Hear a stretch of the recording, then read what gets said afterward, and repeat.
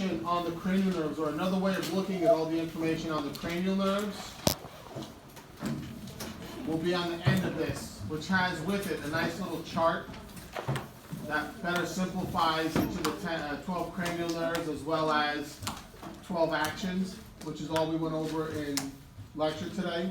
Again, make sure you know your cranial nerves for not only Tuesday, because I'm going to ask the heck out of them on my test, but make sure you know them for Thursday, because they will definitely ask them on the lab exam. Now, the one thing I promise you about the cranial nerves is this picture over here will never show up on the lab exam. So do not memorize where they are on the brain. The only questions they ask on the cranial nerves on the lab exam is what cranial nerve is what number. So for example, the optic nerve is cranial nerve number 2. They ask to see if you can connect those two concepts, and they ask the action of the cranial nerve. So they'll say, what cranial nerve gives you the sense of smell? And you tell me olfactory. With regards to the brain, there are 2 brain models. One of them I refer to as the colorful brain. The other one I refer to as the brown brain. And this one, oh, there we go. So the colorful brain, which is this brain here, they will certainly ask on this will certainly be on next Thursday's lab exam. It's a really good model with regards to looking at the different sections of the cerebral hemispheres, which we're going to go over first. It's a really good brain. When we open it up, you can see the different parts of the diencephalon, the different parts of the brainstem. They'll definitely pick this brain to use as a model. The other one that they will use is the brown brain, which is this one here. And as we go through each of the sections, I'm going to try to give you the numbers on both brains so that you have an idea as to where some of these structures are, so that you can label them. So, a little bit of the lay of the land first. I wish this picture wasn't so dang small. But when we think about the parts of the brain, obviously we have 4 key lobes: frontal, parietal, occipital, and temporal. It's going to be important that you know the basic function of each of those 4 lobes. What's the basic function of the frontal lobe? If you had to give me one word, what would it be? Personality would count, but it's not the best answer. And it's not the one. It's not the one they'd ask you. They wouldn't say what lobe controls personality. They would use a different term. Although your answer is not a bad one. What would be another one-word answer you could give me for the frontal lobe? Logical. Logical, like reasoning. Take personality out of it. Thinking. Take personality out of it. Motor. Motor. All right, remember the primary motor cortex, the prefrontal motor area, primary motor. So all of those, the frontal lobe takes care of motor. Anything that I want to control in the body, that's motor. The frontal lobe does that for us. The parietal lobe, if you had to boil it down to one word, what would that one word be? Sensory. So information from the body coming back to the brain is going to come back to the parietal lobe. So sensory information from the body is our parietal lobe. Occipital lobe, one word.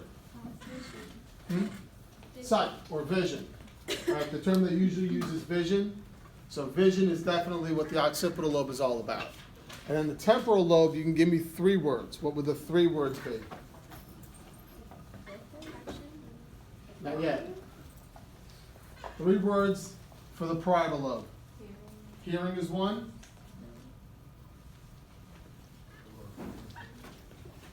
Your senses. Smelling is 2. Taste is the 3rd. So any of those 3 are going to be temporal lobe. All right. So if they ask you the basic idea of what each of these lobes does, they will overgeneralize. They'll say which lobe of the brain is dedicated to motor output, frontal lobe. Which lobe of the brain is dedicated to the sense of hearing, temporal lobe. Right. So think of it. Make sure you know it that way. Occipital?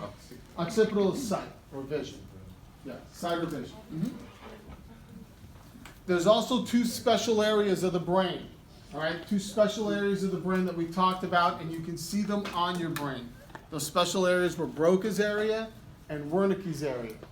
They love to ask one of the two. All right? They usually point it out on the brain and say, what's this area called? Last semester rather, they picked Wernicke's area, so I guess we're due for Broca's, I don't know. But I know that I would certainly, if I was making this test, I would absolutely ask either Broca's area or Wernicke's area, because they're very well depicted on the brain. So, as you look at the left hemisphere of the colorful brain, there are two sections. Up on the front, there's this blue section, number 30. This little blue section on the left hemisphere, frontal lobe, and literally inside that blue area, it says motor speech. What was motor speech? That's Broca's area. So this blue area of the brain is Broca's area. Again, it's number 30 on the colorful brain. Broca's. Broca's, B-R-O-C-A''S.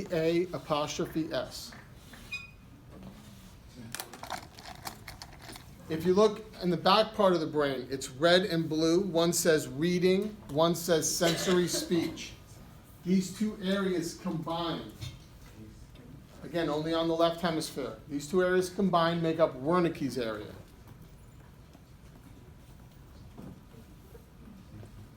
Wait, you said sensory and reading is the Wernicke's. Wernicke's. W-E-R-N-I-C-K-E''S. Wernicke's area. What is that sensory? If you look back here on the colorful brain, it says reading and sensory speech. These two areas combined is Wernicke's area. And again, they almost universally ask one of the two. And I know I would too. If I was making your test, I would definitely ask you one of the two. Now, if you want to dissect the brain into lobes and therefore be able to dissect the cerebral hemispheres into their individual parts, and they do ask individual parts of each of the lobes, the colorful brain is your better way to do it. So, if you look where my two fingers are pointing to, I'm pointing to a red strip and a purple strip. In between those two strips is a sulcus. Right? This sulcus that separates the red strip from the purple strip. The sulcus is the central sulcus. Just like we see the central sulcus on this picture, separating the red strip from the blue strip, so do we see so on the colorful brain. The central sulcus can also be found on the brown brain. And if you look on it, it's labeled number 5. If you look on the smaller brain, there's a 5 and it's got a little arrow pointing to the sulcus. That's central sulcus as well. And they ask central sulcus frequently enough. Once you find the central sulcus, you know that everything anterior to it is the what lobe? Frontal lobe. Everything posterior to it is the what lobe? Parietal lobe, right? So that gives you the separation from frontal and parietal. The first strip that we see just anterior to the central sulcus, this is your primary motor area. So this whole red strip that we see going from one extreme end to the other extreme end, this whole red strip is the primary motor area. Red. Definitely fair game.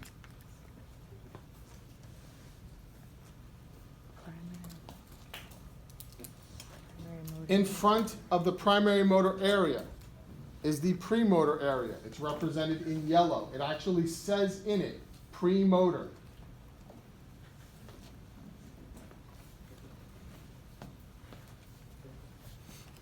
If they're going to pick one of these two areas, they're going to have to use this model or a picture that's all colorful like the one on the board. They can't use this brown brain for that. It's not descriptive enough. Just posterior to that central sulcus, this purple strip here, that's at the end of my two fingertips, this is your primary somatosensory area, or the primary sensory area. This is also the post-central gyrus, which we talked about in lecture on Tuesday. Everybody with me? What is it called again, the purple? Primary sensory area.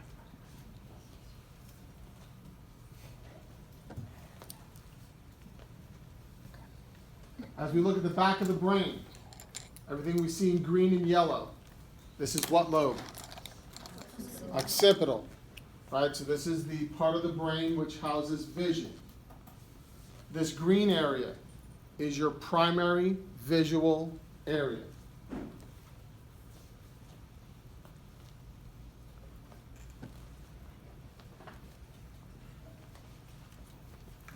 So make sure you label the primary visual area. And then this thumb part of the boxing glove that we see here, what lobe is this? That is your temporal lobe, which again houses smell, taste, and hearing. They're not going to ask you any of the specific areas, but they can ask you the lobe. Right? They're not going to pick one of the areas. So just make sure you label this that temporal lobe and know that the temporal lobe is all about hearing, taste, and smell.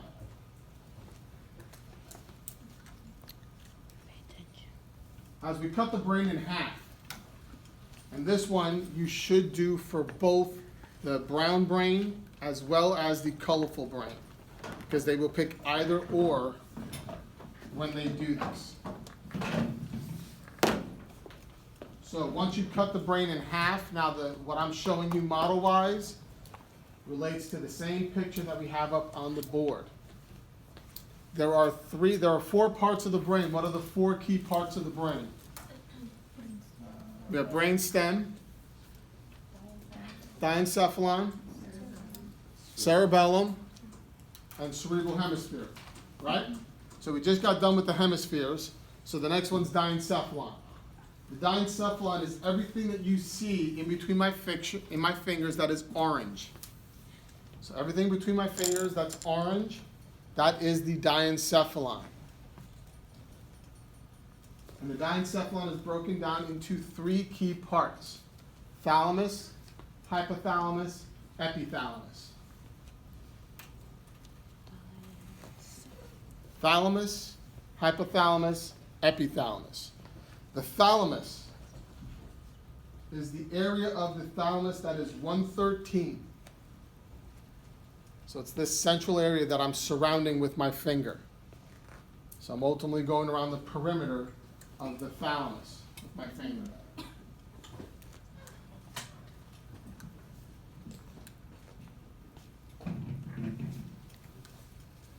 And I know we just went over it, so I'm not expecting you to remember it, but remember that the thalamus is a relay station.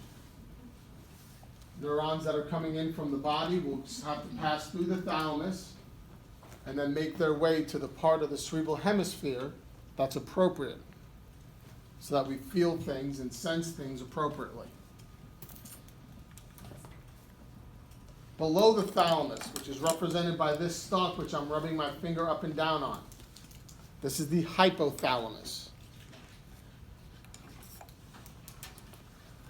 If they are to ask you the function of the hypothalamus, the best answer is it controls the pituitary gland. It's the simple, easiest answer. It's not the only thing it does. Make sure you know all the things we talked about in lecture when we were talking about the hypothalamus for the lecture exam. But certainly for the lab exam, if they were to ask you this part's function, controls the pituitary gland, is a good one. Does it have a number? Unfortunately, it doesn't. Like in front of it is a number 46, but that's not pointing to the, maybe it does on the, But it looks like it's dripping down. yeah. If you look on this model where it has words, the hypothalamus says sexual urges, motivational states. So where it says sexual urges on the brain, that's your hypothalamus. Everybody good with the hypothalamus? And then last but not least is the epithalamus. The epithalamus is at the end of my fingertip. The epithalamus is in the back portion of our diencephalon. It's in between number 54 and 48. Looks like a little cul-de-sac in the back of that diencephalon. And the key thing to our epithalamus is this is where we find our pineal gland. And our pineal gland was what secreted melatonin. Melatonin is what gives us our sleep-wake cycle.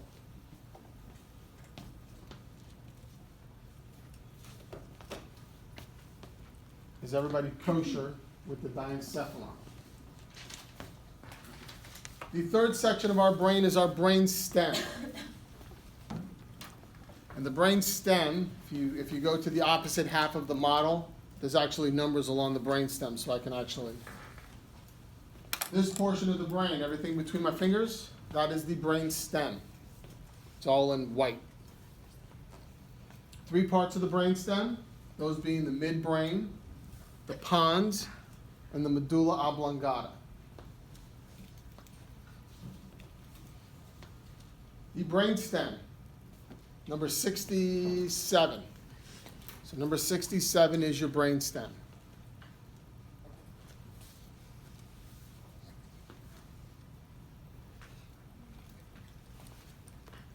The part they ask almost every single test is the pons. They love the pons, which is this little Buddha belly section here in the front. Numbers 65 and 66 on this half of the model. This is the pons. And I don't know why they have such an affinity for it, but they ask it almost every single lab exam. It looks like half of a lily pad, and I'm gonna connect that to like a pond. Ponds. Hey, It's gonna work. whatever floats your boat, babe. Ponds. As long as you get 2 points on the test, I'm golden with it. Okay. I think of it as a Buddha belly, but that's Mm. just how my brain works. And then last but not least, number 63, which is this section down here. This is your medulla oblongata.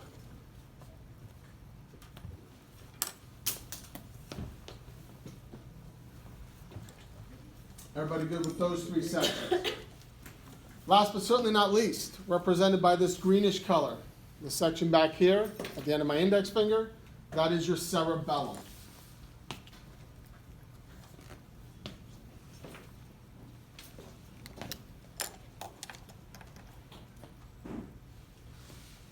So, first things first, let's label our brains.